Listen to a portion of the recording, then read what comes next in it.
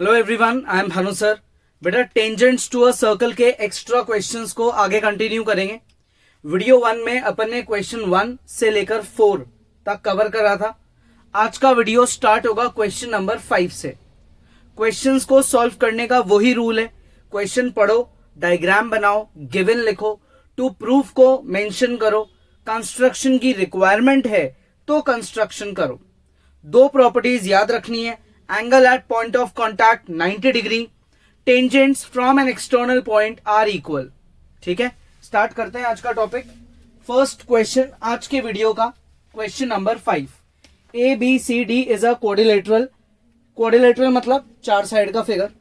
ठीक है, जैसे स्क्वायर, रेक्टेंगल, पैरेललोग्राम। इनके चार जो एंगल्स है उसमें से एक एंगल मुझे दे रखा है विच इज डी, उसकी वैल्यू है 90 degree. A circle C touches the 4 sides. ये सर्कल सी चार साइड्स को टच कर रहा है। बीसी है 38, सीडी है 25 और बीपी है 27। तो सबसे पहले अपन क्या करेंगे, एक क्वाड्रिलेटरल बनाएंगे।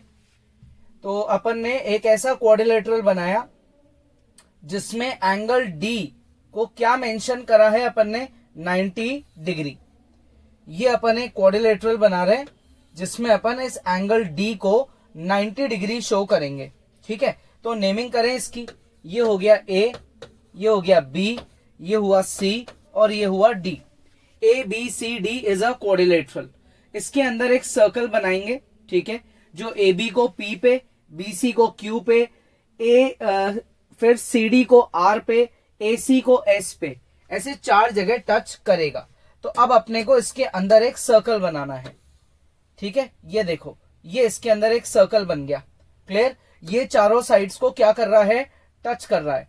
ये सर्कल चारों साइड्स को क्या कर रहा है भाई, टच कर रहा है। क्लियर, ये चार पॉइंट्स बना रहा है। ए बी पे क्या पॉइंट बनाया है, ए बी पे बनाया है पी, फिर यहां बनाया है क्यू, फिर ये पॉइंट है अपना आर और ये पॉइंट है अपना एस। क्लियर, ये चार पॉइंट्स है, पी क्यू आर और S. A B C D is a quadrilateral जिसमें एंगल डी जो है वो है 90 डिग्री।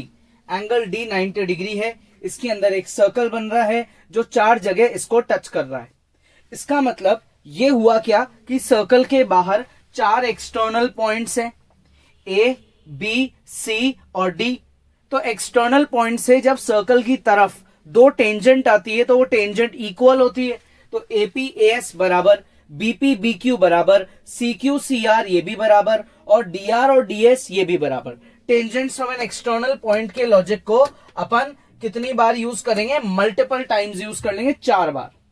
ठीक है, अब क्वेश्चन के बाकी के गिवन पे आते हैं। क्वेश्चन में और क्या क्या चीजें अपने को दे रखी है उस पर दिमाग लगाते हैं। ठीक है ना, तो अब पहली चीज, बी से सी तक का कंप्लीट मेजरमेंट गिवन है। ये मेजरमेंट है 38, ये कंप्लीट मेजरमेंट। सी से डी का जो मेजरमेंट है ये पूरा मेजरमेंट है 25 और बी से पी ये छोटा सा मेजरमेंट ये गिवन है मुझे 27। ठीक है, आ गया समझ में। मुझे ये सारी चीजें दे रखी है। क्वेश्चन ये है कि आपको रेडियस फाइंड करना है। तो मान लेते हैं कि इस सर्कल का जो सेंटर है वो ये है, point O. Point O is the centre. तो ये वाली लाइन या हम बोले ये वाली लाइन, ये दोनों सर्कल की रेडियस हुई। ये भी सर्कल का रेडियस है और ये भी सर्कल का रेडियस है। अपने को रेडियस फाइंड करना है। ठीक है, तो सबसे पहली चीज, सबसे पहले अपन लिखेंगे property, tangents from an external point are equal. Tangents from an external point are equal. ठीक है, अच्छा गिवन वगैरह भी मार्क कर लेते हैं, क्या चीज गिवन है और क्या प्रूफ करना है। देखो, एंगल डी 90 गिवन है। ठीक है, और ये सर्कल का सेंटर है ओ, रेडियस आर ये भी गिवन है। ये साइड्स 3 गिवन है और हमको फाइंड करना है रेडियस। क्या फाइंड करना है, रेडियस फाइंड करना है। क्लियर, तो tangents from an external point are equal. अब हम इस प्रॉपर्टी को कितनी बार यूज करेंगे, 4 बार। सबसे पहले बी से स्टार्ट करते हैं। B P is equal to B Q, फिर लिखेंगे C Q is equal to C R. ठीक है, सी आर के बाद लिखेंगे अपन D R equal to D S. मेरे हिसाब से इस क्वेश्चन में ये जो ए से दो टेंजेंट है एपी और एएस, इनकी कोई नीड नहीं है, अपन बिना इसके भी सॉल्व कर सकते हैं। तो मेरे ख्याल से ये तीन इक्वेशंस बहुत है। ठीक है, इससे अपना सॉल्व हो जाएगा क्वेश्चन। तो अगर बीपी और बीक्यू बराबर है तो इसका मतलब ये हुआ कि जो बीक्यू है उसका मेजरमेंट भी कितना हुआ, 27 सेंटीमीटर। बीपी बीक्यू के बराबर है, तो बीपी अगर 27 है तो बीक्यू भी 27 हुआ। ठीक है, अब आपकी जो पूरी लाइन है उसमें ऊपर वाला जो पार्ट है ये 27 की लेंथ का है, तो हम नीचे वाला पार्ट निकाल सकते हैं। So therefore C Q is equals to 38 minus 27। तो सी क्यू का मेजरमेंट कितना निकला, 11 सेंटीमीटर। यहां से यहां तक की लाइन निकली 11 सेंटीमीटर। अब अगर सी क्यू 11 है तो सी आर भी 11 होगा, क्योंकि सी क्यू और सी आर बराबर है। ठीक है, यहां पे यूज हुई अपनी इक्वेशन नंबर 1। और अब यहां सी क्यू अगर 11 है तो सी आर भी क्या होगा, 11 होगा। यहां यूज होगी अपनी इक्वेशन नंबर 2। यहां इक्वेशन 2 यूज हो गई। तो ये जो सी आर का मेजरमेंट है ये आप लोगों ने निकाल लिया, विच इज 11। अब ये पूरा 25 है, ये 11 है, तो बचा कितना, अब बचा अपना डी आर। ठीक है, तो डी आर का मेजरमेंट क्या निकला, 25 माइनस 11। तो डी आर का मेजरमेंट निकला 14 सेंटीमीटर। डी आर का मेजरमेंट निकल गया 14 सेंटीमीटर। डी आर और डी एस बराबर है, तो डी एस का मेजरमेंट भी क्या निकला, 14 सेंटीमीटर। डी आर और डी एस क्यों बराबर है, equation number 3। Equation number 3 clear.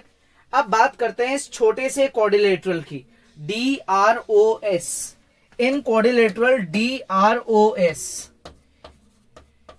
इन quadrilateral D R O S, इस क्वाड्रिलेटरल में angle D, angle R, angle S ये सब 90 है। Angle D, angle R, angle S ये सब 90 है। एंगल डी 90 क्यों है, क्योंकि गिवन है। एंगल आर और एंगल एस ये दो 90 क्यों है, because angle at point of contact हमेशा 90 होता है। अच्छा, साथ में इसकी एडजेसेंट साइड्स इक्वल है। कौन कौन सी, O S is equal to O R, O S is equal to O R which is equal to radius of the same circle. तो अगर यार सुनना ढंग से यार, तीन एंगल 90 है तो ऑब्वियस सी बात है चौथा एंगल भी 90 होगा, तभी तो टोटल 360 आएगा। तो चार एंगल 90 हो गए, यानी कि ये रेक्टेंगल हो गया। एडजेसेंट साइड्स बराबर है तो इसका मतलब ये स्क्वायर हो गया। तो अब मैं यहां क्या लिखूंगा, since adjacent sides of a rectangle are equal, therefore since adjacent sides of a rectangle are equal, therefore it becomes a square। ये रेक्टेंगल क्या बन चुका है, स्क्वायर बन चुका है। तो अगर ये स्क्वायर बन गया इसका मतलब इसकी चारों साइड बराबर हो गई, ds, dr, or और os, ds, dr, or os ये सब बराबर हो गई। ठीक है, तो ds और dr आपने निकाली 14 और or और os आपने निकाला r। तो देयरफॉर सर्कल का रेडियस का मेजरमेंट आ चुका है विच इज 14 सेंटीमीटर। क्या निकला, रेडियस 14 सेंटीमीटर। ठीक है, इजी है लेकिन क्वेश्चन बहुत इंपॉर्टेंट है, तो पॉज करो और इसको खुद से ट्राई करो। नेक्स्ट क्वेश्चन देखो, a circle is inscribed in triangle ABC। एक ट्राइंगल है ABC। ठीक है, इस ट्राइंगल के अंदर क्या हो रहा है, एक सर्कल बन रहा है। तो अपन ने ये ट्राइंगल बनाया, अब अपन इस ट्राइंगल के अंदर एक सर्कल बनाएंगे। ये एक सर्कल है जो ट्राइंगल के अंदर इंस्क्राइब हो रहा है और इसकी तीनों साइड्स को ये सर्कल टच कर रहा है इस तरीके से। ठीक है, इसकी तीनों साइड्स को ये सर्कल टच कर रहा है। आ गया समझ में, ऐसा कुछ डायग्राम बनेगा अपना। तो अब क्वेश्चन के अकॉर्डिंग अपन इसकी लेबलिंग करते हैं। देखो आपके क्या क्या पॉइंट्स हैं, ये पॉइंट है ए, ये पॉइंट है बी, ये पॉइंट है सी, ये 3 पॉइंट है। यहां पे अपन लेते हैं D E F, D E F. Clear? A B पे डी, बी सी पे ई और ए सी पे एफ। इस तरीके से मैंने डी ई एफ को मार्क करा है। ये पॉइंट डी है, ये पॉइंट ई है, ये पॉइंट एफ है। डायग्राम देखते ही समझ आ गया कि फिर से tangents of an external point की प्रॉपर्टी लगेगी। सर्कल के बाहर 3 एक्सटर्नल पॉइंट्स है ए बी सी, तो इसका मतलब ए डी ए एफ बराबर बी डी और बी ई बराबर सी ई और सी एफ बराबर। प्रॉपर्टी का नाम लिखना है जो अपन बार बार लिखते ही जा रहे हैं, tangents of an external point are equal, और उसके बाद आगे का क्वेश्चन करना है। अब आपको ये पूरा मेजरमेंट गिवन है 12। मैं क्या कर रहा हूं, इसके 2 पार्ट कर देता हूं, एक पार्ट एक्स, एक पार्ट वाई। ठीक है, ये एक्स तो ये भी एक्स होने वाला है, ये वाई तो ये भी वाई होने वाला है। इसको जेड लेते हैं तो ये भी जेड हो जाएगा। रीजन क्या है इन सब चीजों का? वही same property, tangents from an external point are equal, tangents on external point are equal. ठीक है, तो आप प्रॉपर्टी लगाएंगे, A D is equals to A F is equal to X, B D is equals to B E is equal to Y, C F is equal to C E is equal to Z. ये 3 चीजों को अपन mark कर लेते हैं अपनी equation number 1, 2 और 3। ये हमारी इक्वेशन 1, 2, 3 आ गई। ठीक है, इक्वेशन 1, 2 एंड 3। अब A B, complete A B, उसकी लेंथ है 12। तो ए बी को मैं 2 पार्ट में लिखूंगा। ए बी के 2 पार्ट हैं, एक्स प्लस वाई, जिसकी लेंथ कितनी है 12। ऐसे ही बी सी के 2 पार्ट हैं, y प्लस जेड, जिसकी लेंथ कितनी है 8। ठीक है, उसके बाद है ए सी जिसकी 2 पार्ट हो गए, x प्लस जेड, और लेंथ कितनी है 10। क्लियर यहां तक? ये 3 इक्वेशंस को अपन यहां से हटा के यहां यूज कर लेते हैं, ऊपर उनका कोई यूज नहीं है। ये बना देते हैं अपन अपनी इक्वेशन नंबर 1, 2 एंड 3। अब अपन क्या करेंगे, अपन इन तीनों को ऐड करते हैं। इक्वेशन 1 प्लस 2 प्लस 3, इनको ऐड करते हैं। तो ये जो इनकी लेफ्ट साइड है, ये लेफ्ट साइड, ठीक है, इसको रहने दो आप, इसको मत देखो, इधर देखो बस, इधर ये लेफ्ट साइड, ठीक है, ये ऐड होगा। तो x plus Y plus Z plus X plus Z is equals to 12 plus 8 plus 10। ठीक है यहां तक? तो x 2 बार है, y 2 बार है, z 2 बार है, तो ट्वाइस हो जाएगा, 2x 2y 2z। 12 प्लस 8 हो जाएगा 20 प्लस 10 हो जाएगा 30। सबको अपन क्या करेंगे, सबको अपन 2 से डिवाइड कर देंगे। अब सबको अपन 2 से डिवाइड कर देंगे, तो डिवाइड बाय 2 करने से क्या होगा, ये निकल जाएगा। इसको मैं मार्क कर दूंगा मेरी इक्वेशन नंबर 4, इक्वेशन नंबर 4। ठीक है, अब मैंने अगर आपको बोला यूज करो इक्वेशन 1 को 4 में, ठीक है, फिर मैंने आपको बोला यूज करो इक्वेशन 2 को 4 में, और फिर मैंने आपको बोला यूज करो इक्वेशन 3 को 4 में। क्लियर? एक एक करके इनको यूज करना स्टार्ट कर दो। कैसे करेंगे यूज? x प्लस वाई की वैल्यू 12 है, तो x प्लस वाई की जगह लिख दो 12 plus z is equal to 15। इससे मेरा z निकल गया 3। ठीक है यहां तक? आगे इक्वेशन 2 इन 4, y प्लस जेड की वैल्यू 8 है, लिख दो y प्लस जेड की जगह 8। x प्लस 8 इज इक्वल्स टू 15, तो इससे मेरी x की वैल्यू निकल गई कितनी, 7। नेक्स्ट x प्लस जेड की वैल्यू 10 है, तो x प्लस जेड की जगह मैं लिख दूंगा 10 plus y is equal to 15, तो y की वैल्यू कितनी निकल गई, 5। ठीक है, हेंस मेरे 3 इंपॉर्टेंट रिजल्ट्स आ गए, z की वैल्यू, x की वैल्यू और y की वैल्यू। क्वेश्चन में क्या फाइंड करना था, bd ओके ad जो कि है x, be ये है मेरा y और cf ये है मेरा z। तो अब मुझे क्या क्या फाइंड करना है वो लिखते हैं, ad be cf, यही था, यह है x, यह है y, यह है z। ठीक है, x मेरा क्या निकला है, देखो ad be cf, तो ये हुआ 753। आंसर क्या है, 7 सेंटीमीटर 5 सेंटीमीटर और 3 सेंटीमीटर। ये अपने फाइनल आंसर है। ठीक है, पॉज करो और इसको खुद से ट्राई करो। नेक्स्ट क्वेश्चन देखो। नेक्स्ट क्वेश्चन क्या है?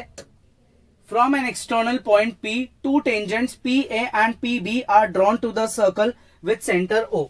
सबसे पहले तो एक सर्कल बना लेते हैं, ठीक है, और इसका सेंटर मार्क कर लेते हैं O। अब इस सर्कल के एक्सटर्नल पॉइंट से दो टेंजेंट्स आ रही है। इस सर्कल के एक्सटर्नल पॉइंट P से दो टेंजेंट आ रही है, तो ये हमारी पहली टेंजेंट बन जाएगी। ठीक है, ये हमारी पहली टेंजेंट बन गई और ये हमारी दूसरी टेंजेंट बन जाएगी। ये दो टेंजेंट्स है। ठीक है, ये पॉइंट है अपना कितना P, ये पॉइंट P है, ये पॉइंट है P, ये पॉइंट है A, ये पॉइंट है अपना B। PA PB are the two tangents. Circle का जो सेंटर है वो सेंटर क्या है? सेंटर है O। प्रूफ करना है कि जो ये OP लाइन है ये परपेंडिकुलर बाइसेक्टर है AB लाइन के। तो एक लाइन बना देते हैं A से B तक की। अब आप O से P को क्या करो? ज्वाइन करो। क्वेश्चन ये है, प्रूफ करो कि ये OP लाइन AB के परपेंडिकुलर भी है और उसको बाइसेक्ट भी करेगी। यानी कि मैं यहां अगर एक पॉइंट लेता हूं C, तो मुझे प्रूफ करना है कि ये C पॉइंट AB का मिड पॉइंट है, यानी कि AC और BC बराबर है, तो बाइसेक्टर हो जाएगा। और C पे जो एंगल है वो एंगल है 90 डिग्री। ये सारी बातें मेरे को प्रूफ करनी है। तो कंस्ट्रक्शन में अपन ने क्या क्या करा है पहले उसको लिख लेते हैं।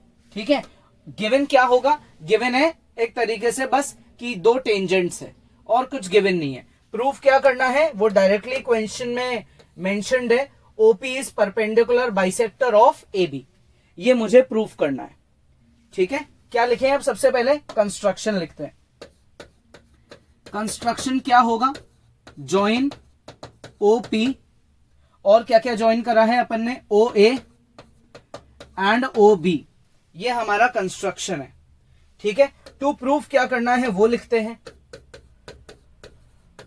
टू प्रूफ परपेंडिकुलर बाइसेक्टर कब प्रूव होगा? जब AC और BC बराबर हो जाएंगे।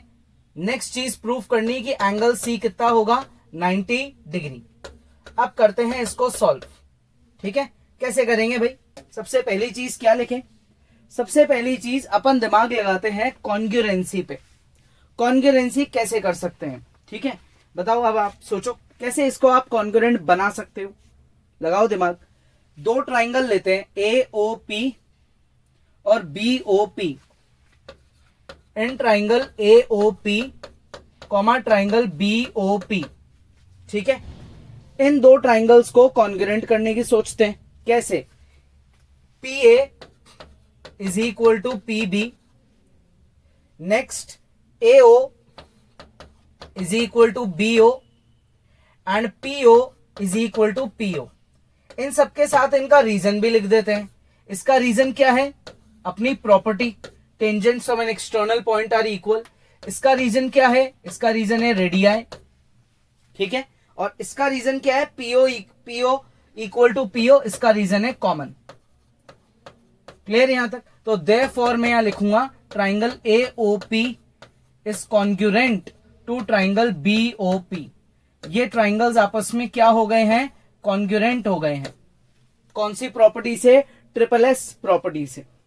ठीक है, अगर ये कॉन्ग्रुएंट हो गए तो मैं CPCT से अब इन दो एंगल्स को बराबर कर दूंगा। ठीक है, so therefore angle 1 is equals to angle 2 by CPCT। Angle 1 और एंगल 2 बराबर हो गए बाय CPCT।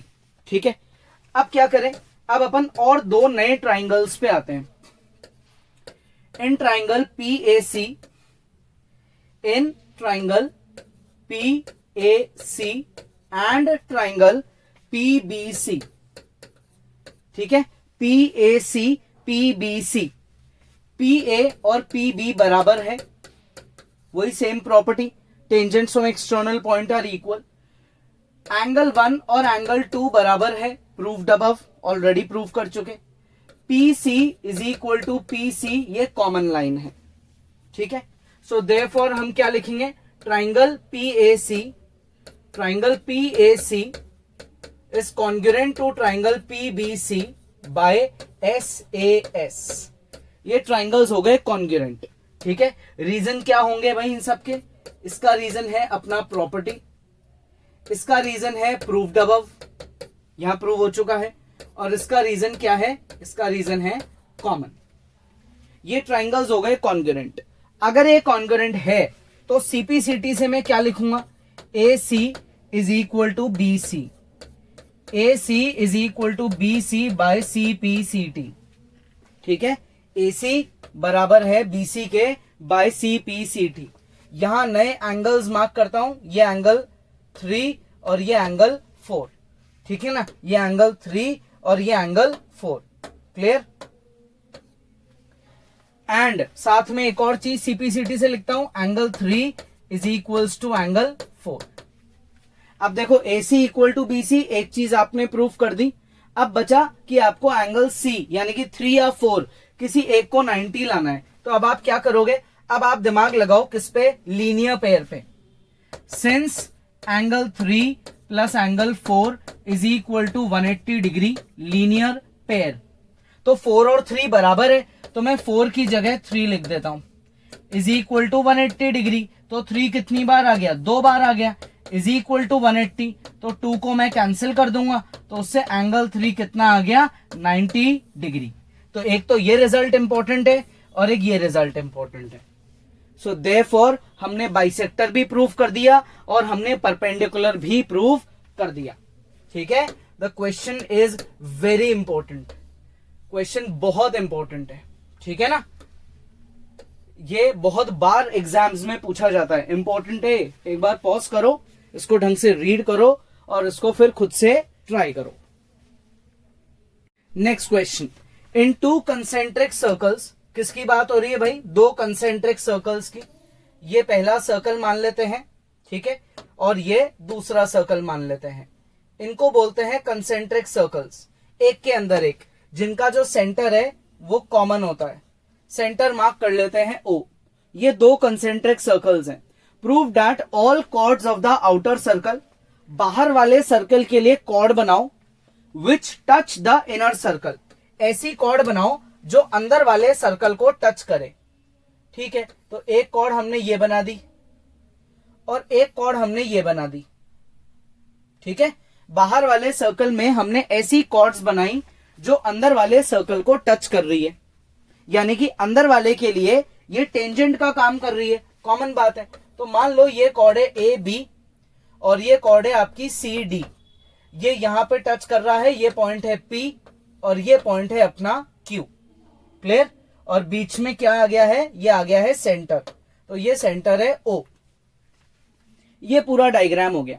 तो प्रूफ करो all chords of the outer circle which touch the inner circle are of equal length. Proof क्या करना है? कि जो कॉर्ड्स है वो इक्वल लेंथ की है। क्या प्रूफ करना है? कि जो कॉर्ड्स है वो इक्वल लेंथ की है। Chords are equal. कौन सी कॉर्ड्स? बाहर वाले की कॉर्ड्स, जो अंदर वाले को क्या कर रही है? टच कर रही है। तो टू प्रूव लिखते हैं। टू प्रूफ, क्वेश्चन में प्रूफ करो कि AB बराबर है किसके? CD के। AB इक्वल है किसके? CD के। तो अब अपन एक कंस्ट्रक्शन करते हैं। क्या होगा कंस्ट्रक्शन? यहां लिखते हैं ज्वाइन। किसको ज्वाइन करें? OA, OC, OP, OQ, इनको करते हैं ज्वाइन। ठीक है, किस किस को ज्वाइन कर रहे हैं उन्हें अपन मार्क कर लेते हैं। O से A को, O से C को, O से P और ये लास्ट O से Q, ये अपन ने इनको ज्वाइन कर दिया। ठीक है यहां तक। अब क्या करें? अब अपन यहां लिखेंगे since AB and CD are tangents, AB and CD are tangents for the inner circle. ये अंदर वाले सर्कल के लिए क्या है? टेंजेंट्स है। ये अंदर वाले सर्कल के लिए क्या है? टेंजेंट्स है। So therefore angle P is equal to angle Q is equal to 90 degree. Reason क्या लिखेंगे? Angle formed at point of contact. जहां टेंजेंट ने सर्कल को टच किया उस पॉइंट से जब आप सेंटर को जोड़ देते हो तो 90 का एंगल बनता है। तो एंगल P और एंगल Q दोनों 90 है क्योंकि ये पॉइंट ऑफ कॉन्टैक्ट पे बन रहे हैं। तो ये एंगल भी 90 है और ये एंगल भी 90 है। इसका मतलब ये हुआ कि OP परपेंडिकुलर है किसके, AB के, और OQ परपेंडिकुलर है किसके, CD के। जब आप सेंटर से परपेंडिकुलर डालते हो कॉर्ड पे, अब अचानक वर्ड कॉर्ड क्यों आ गया, क्योंकि बाहर वाले सर्कल के लिए तो AB कॉर्ड है ना। तो जब आप सेंटर से कॉर्ड पे परपेंडिकुलर डालते हो तो वो उसको बाइसेक्ट भी करता है। तो अब एक नई प्रॉपर्टी लिखेंगे, perpendicular from centre to a chord, perpendicular from centre to a chord also bisects it. क्या करता है, इसको बाइसेक्ट करता है। तो देयरफॉर में लिखूंगा OP bisects AB, OQ bisects CD। OP AB को बाइसेक्ट करता है और OQ CD को बाइसेक्ट करता है। इसका मतलब ये हुआ कि जो AB है वो AP का डबल हुआ।